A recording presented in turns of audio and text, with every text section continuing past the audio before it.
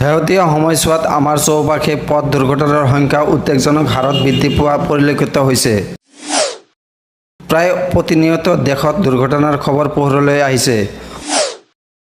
বহু সময়ত দেখা যায় দুৰ্ঘটনা সংঘটিত হ'লে আইনী মেৰপেচত পৰাৰ ভয়ত বা আন কাৰণত হ'লেও বহু লোকে দুৰ্ঘটনাগ্ৰস্ত লোকৰ কাষলৈ আগবাঢ়ি যাবলৈ ভয় কৰে। পিছে এয়া সঠিক নহয়। মানৱতাৰ দিশৰ পৰাও এয়া অত্যন্ত নিন্দনীয়। পিছে বহু লোকে জ্ঞাত নহয় যে এই সময়ছোৱাত মানৱতাৰ পৰিচয় দি সহায়ৰ বাবে আগবঢ়োৱা লোকসকলৰ বাবে চৰকাৰে পুৰস্কাৰ আগবঢ়ায়। বৰ্তমান এই কাম কৰাসকলক ৫,০০০ টকাৰ পুৰস্কাৰ ধন দিয়া হয়। কিন্তু এতিয়া পুৰস্কাৰৰ পৰিমাণ ৫ গুণ বৃদ্ধি পাব। অৰ্থাৎ এতিয়া দুৰ্ঘটনাগ্ৰস্তক সময়মতে চিকিৎসালয় নিয়া লোকসকলৰ বাবে পুৰস্কাৰৰ পৰিমাণ ২৫,০০০ টকালৈ বৃদ্ধি কৰা হ'ব। কেন্দ্ৰীয় পথ পৰিবহণ আৰু ঘাইপথ মন্ত্ৰী নীতিন গাডকাৰীয়ে এই গুৰুত্বপূৰ্ণ ঘোষণা কৰিছে। পথ সুৰক্ষাৰ সৈতে জড়িত এটা গুৰুত্বপূৰ্ণ বিষয়ত অভিনেতা অনুপম খেৰৰ সৈতে মত বিনিময় কৰিছিল কেন্দ্ৰীয় মন্ত্ৰীগৰাকীয়ে।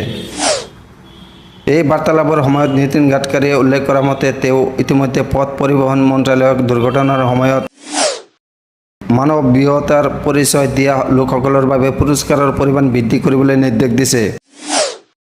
কেন্দ্ৰীয় মন্ত্ৰীগৰাকীয়ে লগতে অৱশ্যে কাৰোবাৰ জীৱন ৰক্ষা কৰাৰ দৰে ডাঙৰ আৰু মূল্যৱান কাম কৰা ব্যক্তিৰ বাবে আগবঢ়োৱা পুৰস্কাৰৰ এই পৰিমাণ বহুত কম বুলিও দোহাৰে।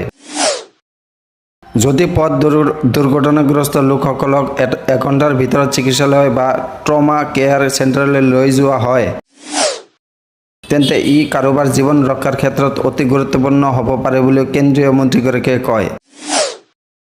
উল্লেখ্য যে পথ দুৰ্ঘটনাগ্ৰস্তক সহায় কৰা লোকসকলক উৎসাহিত কৰাৰ উদ্দেশ্যে ২০২১ চনৰ অক্টোবৰৰ পৰা চৰকাৰে এই পুৰস্কাৰৰ পদক্ষেপ আৰম্ভ কৰিছিল।